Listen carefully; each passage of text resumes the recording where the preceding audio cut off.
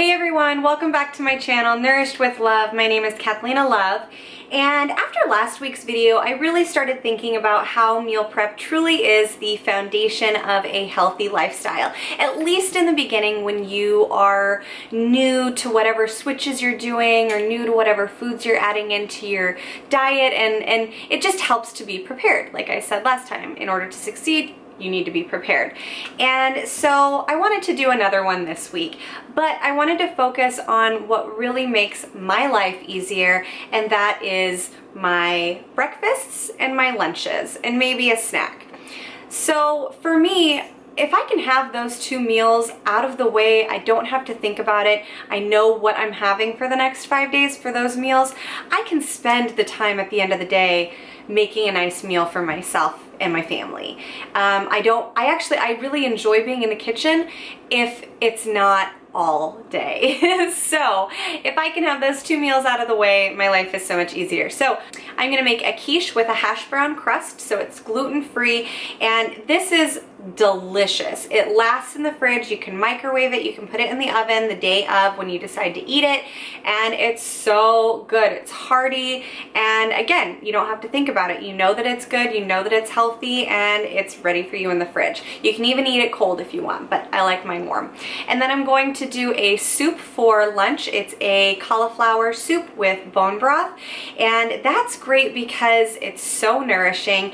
As I said in the last video, I'm really trying to work on my immunity, and so I'm trying to add bone broth anywhere I can, and soup is amazing for that. So I'm gonna do a nice cauliflower blended up soup with some bacon, and then I'm going to do a sweet treat, some almond butter, some grain-free almond butter cookies. I have a gnarly sweet tooth, and so if I can have those prepared and ready with some good healthy fats in them, I am gonna be a happy person. And then lastly, and this was kind of an impulse add-on, I'm gonna cook up some spaghetti squash and show you guys how I cook my spaghetti squash. I have it on hand, it needs to get cooked, so I might as well just do that and have it as a side later on in the week, or just a snack, because spaghetti squash is delicious. So that's what I have in store for you guys this week. Please bear with me. Cooking videos are kind of difficult because my tripod doesn't like bend over at the right angles that I would like it to, but I will do my best for you guys. I hope that you enjoy, and without further ado, let's get into the video.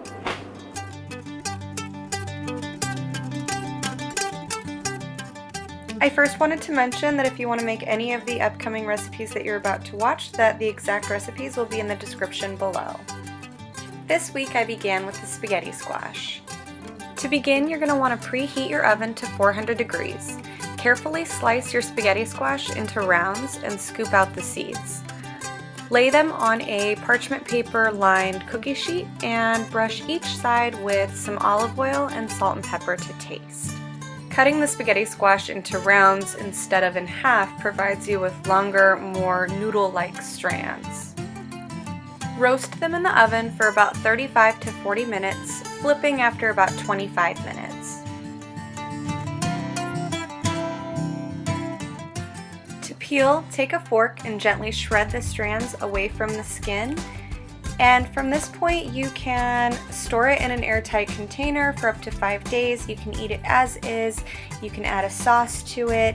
I actually, with these, made hash browns out of them, which were really, really yummy. So yeah, the options are endless, and I hope that you enjoy this one.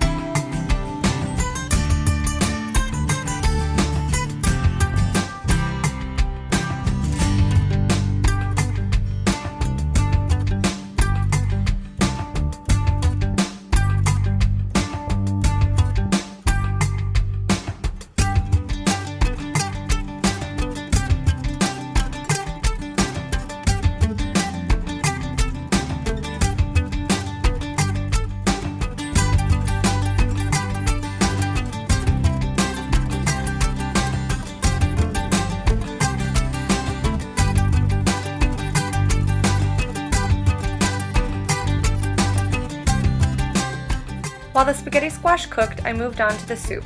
So in a large pot, heat up 3 tablespoons of coconut oil and add your diced onions, carrots, and garlic. Sauté for about 5 minutes or until the vegetables soften.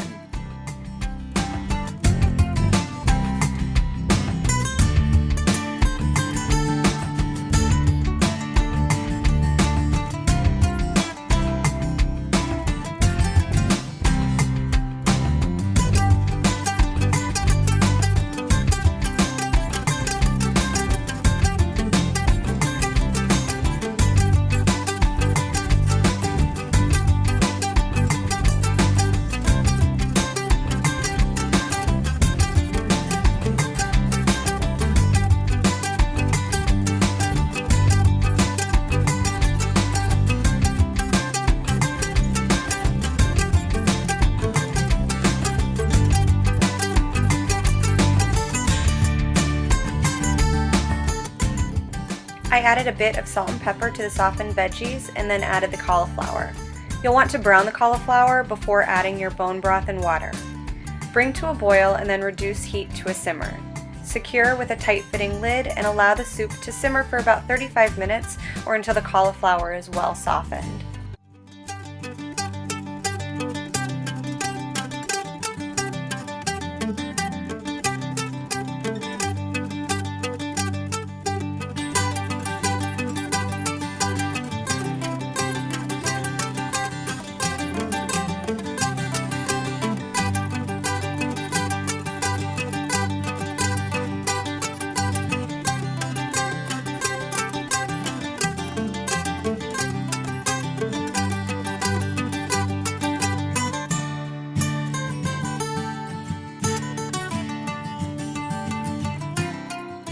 Once the soup is done cooking, you'll want to blend until smooth using a blender or an immersion blender like me. Once smooth, go ahead and stir in your coconut milk and lots of pepper. Taste the soup and add salt as needed. From here you can serve as is, but I chose to add some crispy bacon and topped with a little bit of shredded cheese and green onions, and it kind of gave it like a baked potato feel, so it was really, really hearty and delicious.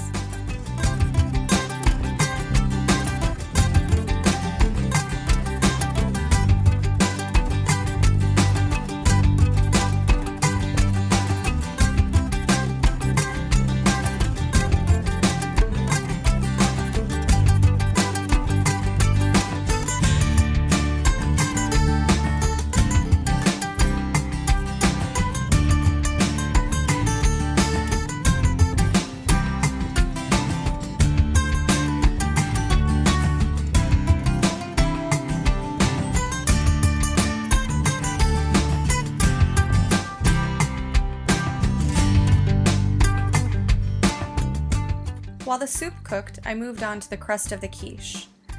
You want to begin with thawed hash browns. Be sure to check the ingredient list because many brands tend to sneak in questionable ingredients. Using a clean kitchen cloth, squeeze out all of the excess liquid and put it in a large bowl. Add 1 egg, 2 tablespoons of melted butter, a little onion and garlic powder, plus some salt and pepper to taste. Place the hash brown mixture into a well-greased baking dish and firmly press down to create a crust-like consistency. Go ahead and pop that into a 400-degree oven for about 25 minutes or until it begins to brown.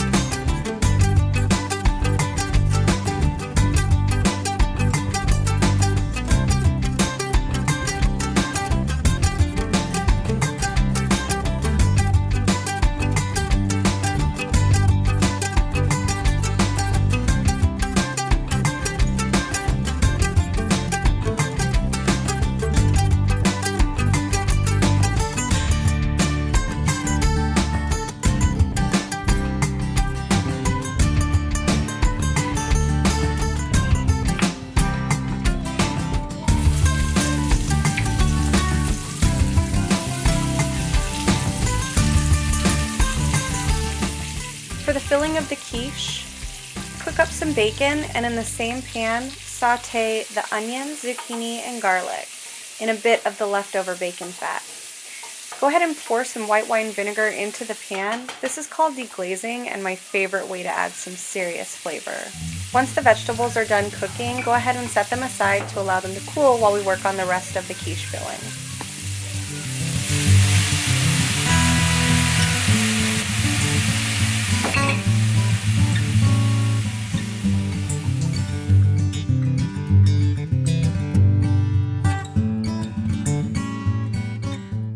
In a large bowl, go ahead and add 8 eggs and 1 cup of coconut milk.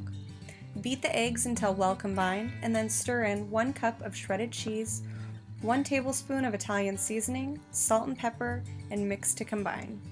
Stir in the cooled veggies and pour the mixture into your hash brown crust. Put into a 400-degree oven and then immediately drop the heat to 350 degrees. Allow to cook for about 45 minutes or until your quiche is set.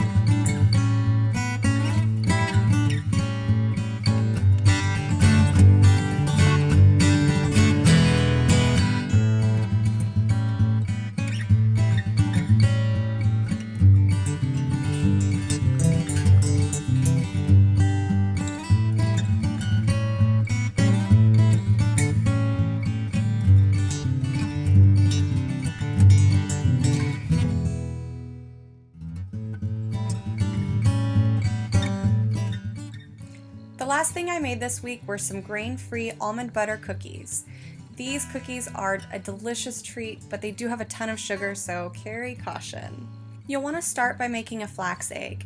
To make this, go ahead and mix 1 tablespoon of ground flax with 3 tablespoons of water and let sit for about 5 minutes. In a bowl, mix 1 cup of almond butter with 3/4 of a cup plus 2 tablespoons of coconut sugar. To that, you'll want to add 1 teaspoon of vanilla extract, half a teaspoon of baking powder, and mix until well combined. And lastly, you're going to want to mix in your flax egg.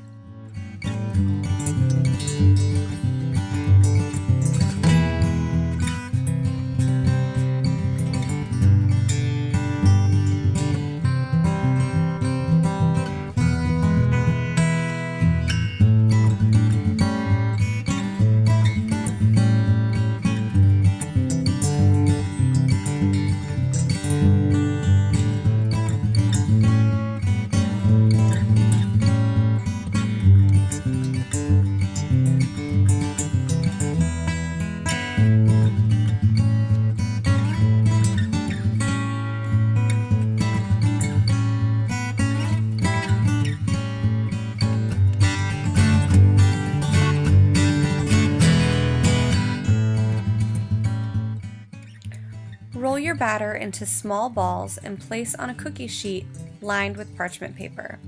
Press each cookie to flatten and then bake for about 15 minutes at 350 degrees or until browned and crispy.